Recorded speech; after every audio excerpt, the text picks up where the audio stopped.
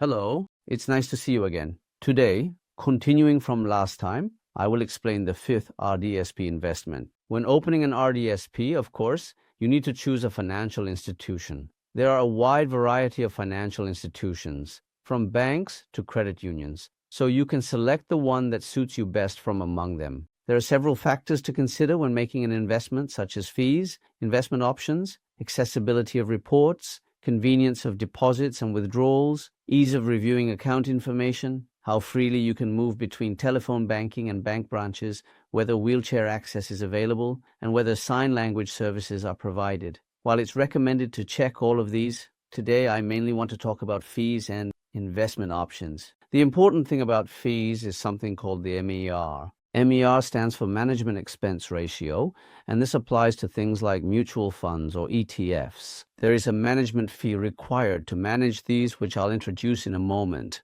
In addition, operating expenses and taxes are all included together, and this total is referred to as the MER. If you invest and the return you get is 9%, and let's say the MER is 2%, then your actual net return would be 7%. So, whether the MER is 1% or 2% may seem like a small difference, but over the long term it becomes a very significant factor in your investment. So you need to pay close attention to the MER. Next, I will explain the different investment options. In order to invest, the holder will mainly be the one to do this. But above all, since the RDSP is money that your child will use in their later years, you shouldn't invest it in places that are too risky, so you need to set a certain limit on the level of risk. You also need to determine the range of investment products, and I will explain about the investment products on the next page. Regarding the investment direction, you need to decide whether you will really invest in very risky assets. Will you aim for higher returns that way, or will you invest in safe assets, accepting lower returns but prioritizing safety? These are the kinds of things you need to determine. And what we recommend is to make contributions, either at the beginning of each year or every month. Next, we advise you to review your investment results every year and, if possible, to set up an emergency fund such as a TFSA so that you don't have to use the RDSP in case of emergencies. From here on, we'll actually be talking about real investment, specifically where you should invest. This is always a major issue for parents. I've listed several types here. Of course, some people just leave it in cash. Honestly, when I first started, I foolishly left it in cash for a few months without thinking, and then I put it in a term deposit at a very low interest rate. Anyway, here I'm explaining several different types, and the first one, besides cash, is a certificate of deposit, commonly called a CD. You can think of this as a security issued by a bank for deposits. Term deposit, which is a regular savings deposit, these usually refer to deposits with terms ranging from 30 days to 1 year. Next, there are GICs, or guaranteed investment certificates, which are products that typically have terms from 1 to about 5 years. And then there are bonds. After that, there are mutual funds. This is a product that bundles together various investment products, and it is mainly managed by a fund manager. Next, there are individual stocks. Then for some of you, this might be unfamiliar, but there are ETFs, which are stocks in the form of mutual funds. I will explain this in more detail.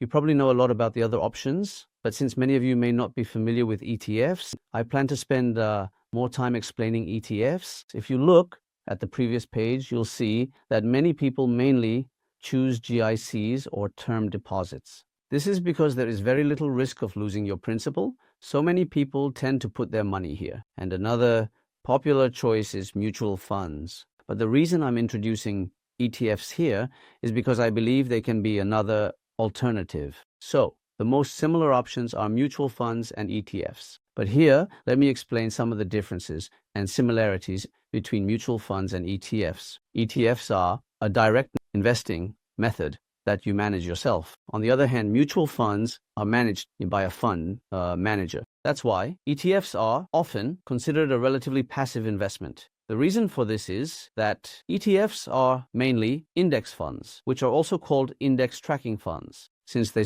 follow a stock market index, ETFs are considered passive investments, whereas mutual funds are seen as active investments because the fund manager actively manages them. Naturally, ETFs have lower fees because there is no fund manager involved. On the other hand, mutual funds have significantly higher fees because they are managed by a fund manager. So ETF fees can be as low as 0.2% and as high as 0.8%, while mutual fund fees range from as low as 1.0% up to 3.0%. That's almost a 2% difference. This 2% difference might not make a big impact on returns over just 1 or 5 years. However, since RDSPs are basically long-term investments of 30 years or more, this 2% fee difference can become quite significant over time, and I'll show you that a bit later. Also, as I mentioned earlier, ETFs are stocks. They bundle together various investment products, such as bonds and others, and package them into a single stock. Mutual funds, on the other hand, are managed by fund managers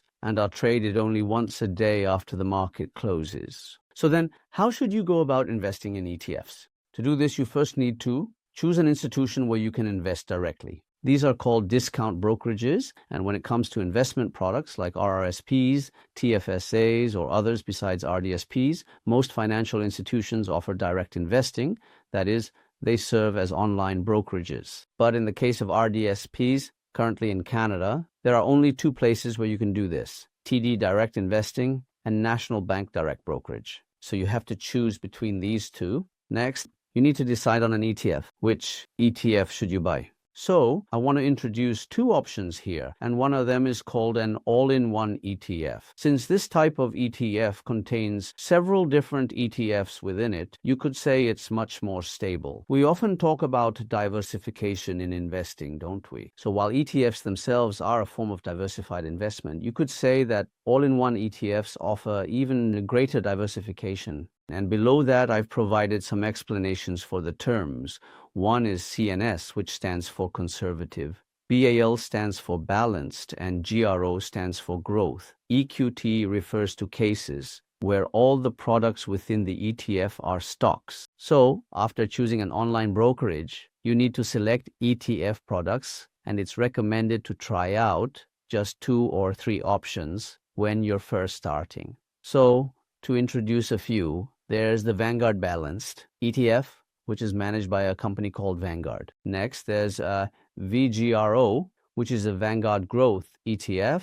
There's also iShares, which is managed by a company called BlackRock. The abbreviation XBAL refers to the iShares Balanced Portfolio, and XGRO refers to the Growth Portfolio. Next, there are ZBAL and ZGRO, which are managed by BMO and start with the letter Z. So a balanced portfolio generally carries a moderate level of risk, while a growth portfolio is typically used when you want to pursue higher returns. So, to explain once again about conservative, balanced, growth, and equity portfolios, conservative, as the name suggests, has a very low level of risk. It means investing in safe assets. A conservative portfolio typically invests about 70 to 80% in bonds or safe assets, and about 20 to 30% in stocks or similar investments. A balanced portfolio usually consists of about 50% in safe assets like bonds and 50% in stocks, while a growth portfolio has about 70 to 80% in stocks and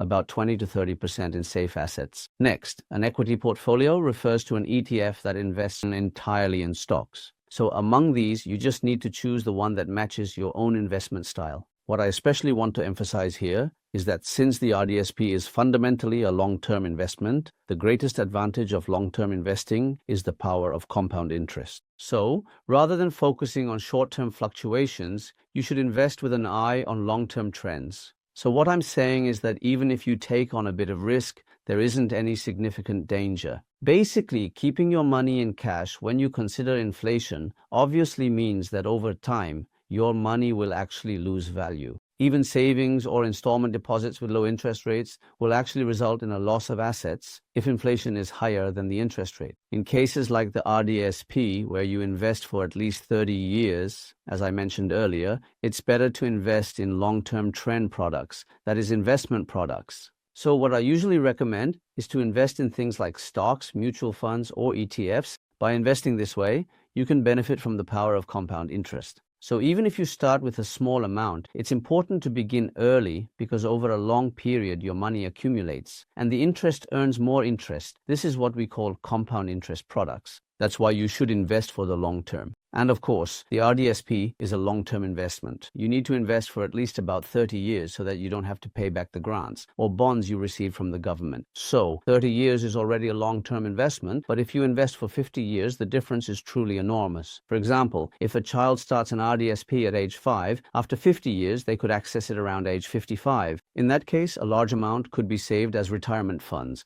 Later, I'll show you a table where you can see that this difference in rate of return, this percentage difference, can make the pension after 50 years almost 2 to 3 times larger. I actually did these calculations to show you just how significant the difference can be. The assumption here is that the individual contribution is $1,500 per year, which is the minimum personal contribution required to receive the maximum government support. And the government grant and bond are matched at $4,500 per year. A total of $6,000 is contributed each year, the sum of individual and government contributions. I assumed $6,000 would be contributed annually for 20 years, with no further contributions after that. And that's the basis for my calculations. Then I compared the investment periods of 30 years, 40 years, and 50 years. So I also assumed different rates of return, 3%, 5%, 8%, and 10%. The difference between 3% and 5% is this percentage here. This is the difference between ETFs and mutual funds, assuming the return rate is the same. The reason is mutual funds have a fee called the MER, about 2% higher. So you need to take into account that the rate of return differs by this percentage. If you invest in the same way as above for 30 years,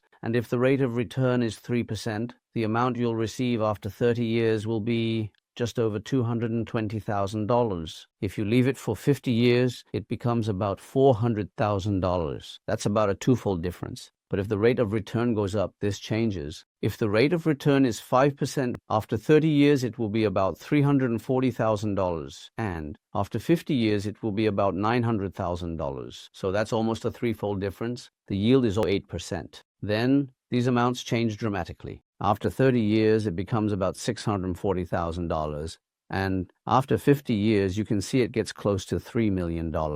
And it has a really huge return of 10%. Actually, since this is over the long term, a 7 or 8% return is somewhat achievable. Anyway, if we assume a 10% rate of return, after 30 years it becomes about $980,000, and after 50 years it gets close to $7 million, so you can see there's a difference of almost 5 or 6 times. This huge difference is precisely because of the power of compound interest, where interest generates more interest. This is assuming you've only made the minimum contributions, so if your personal contributions go up to $200,000, the amount would be unimaginably huge. Even if it's not $200,000, let's say you put in about $500 every month. That would be about $6,000 a year. Then the total amount could be much greater than this. So even just managing the RDSP well is enough to secure retirement funds for our children without major issues. As I mentioned in the introduction earlier, if your personal contributions exceed the government grant amount, meaning if you contribute more than $90,000 personally, you can withdraw the funds as a lump sum. Then, with that lump sum, you could buy a house or build a significant asset in other ways.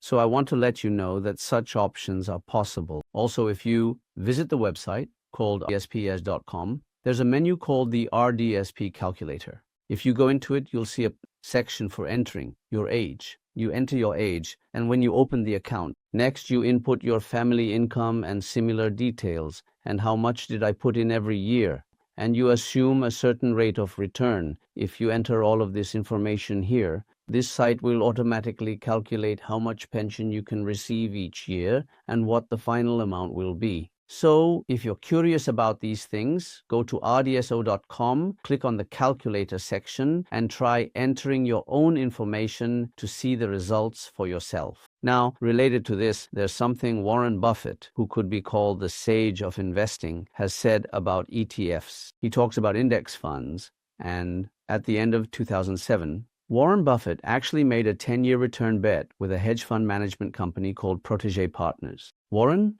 Buffett chose the S&P 500 index, which is a fund that bundles together the stocks of 500 companies in the United States. It's an index fund. There is an ETF called the S&P 500. Vanguard offers it as well. At Vanguard, it's called VOO, as you can see written below. For the product, Vanguard's S&P 500 is labeled as VOO below, and the S&P 500 offered by iShares Core is called IVV. So Warren Buffett invested in these kinds of index funds, while protege partners invested in 5 different hedge funds, and that's what they bet on. In other words, you can think of hedge funds as basically mutual funds. When they compared the average annual returns after 10 years, the S&P 500 that Warren Buffett mentioned had a return of 1%. The average return of the hedge funds was only about 2.2%, so there was a threefold difference. In fact, Warren Buffett even left a message in his will to his wife, telling her to invest in ETF on index funds. There's that kind of example. Now, with index funds, when the index rises, your returns go up. Of course, if it falls, you incur losses. As I mentioned earlier, since this is a long-term investment, even if you have short-term losses, the idea is that over time, your returns should rise and make up for those losses. However, there is still a risk of losing your principal. The S&P 500 refers to 500 blue-chip companies, so you can think of it as diversifying your investment across these companies. And since you make regular monthly contributions to the RSP, this index is always going up and down, up and down. So by making monthly contributions and purchasing the product, you can avoid risk by diversifying over time. However, when you buy this ETF, there is a transaction cost every time you make a purchase. So if you buy every month, those fees can add up, which is why I think it's more economical to save up and buy once every 6 months or even once a year. One of the biggest advantages of index funds is that their management fees are low. I've included a reference link to youtube.com below. And as you can see here, it's a video uploaded by Professor Kyung-Duk Jung, the president of Yonsei University. He has posted a video about Warren Buffett's example. In this video, it explains how Warren Buffett invested and achieved returns of more than 5,000 times his original investment. If you're interested, you can refer to this video to see just how remarkable the returns from index funds can be. In other words, you'll be able to more understand just how powerful compound interest is. Now, you might be wondering how to actually buy ETFs. So let me share my own experience, since I've personally done this myself. As I mentioned earlier, there are only 2 institutions where you can do direct investing with an RDSP. One is TD Direct Investing. This is one of the TD affiliates. The other is called National Bank. Since I opened my account with TD Direct Investing, I'll share my experience with that. First, I originally had an RDSP account at RBC. So you need to contact RBC and let them know that you want to transfer to TD Direct Investing. There may be some fees involved here. These are transfer fees. But usually, if you talk to TD about this, they will either waive those fees, or if there are any amounts you need to pay to RBC for the RDSP, they will cover those for you. And often your investments at RBC or other financial institutions are in the form of mutual funds. In that case, you can simply transfer them as is in kind without selling. However, sometimes there are products that cannot be sold after transferring. So if that's the case, you can sell them there first and then transfer the funds as cash. So it's important to check whether your holdings can be sold or not. But in most cases, bringing them over as is doesn't cause any issues. However, since the ultimate goal is to sell those mutual funds and buy ETFs, you'll have to sell them somewhere eventually. Next, you need to open an account with TD Direct, but TD Direct doesn't have its own separate branches. Instead, it mainly has branches within the TD Bank Group affiliates. So with TD Direct, you have to do all consultations entirely over the phone. So when you call TD Direct, they will guide you to open the account at a TD Bank branch. And since this is an account you manage yourself, you need to know how to use the online platform there, which is called TD Webroker.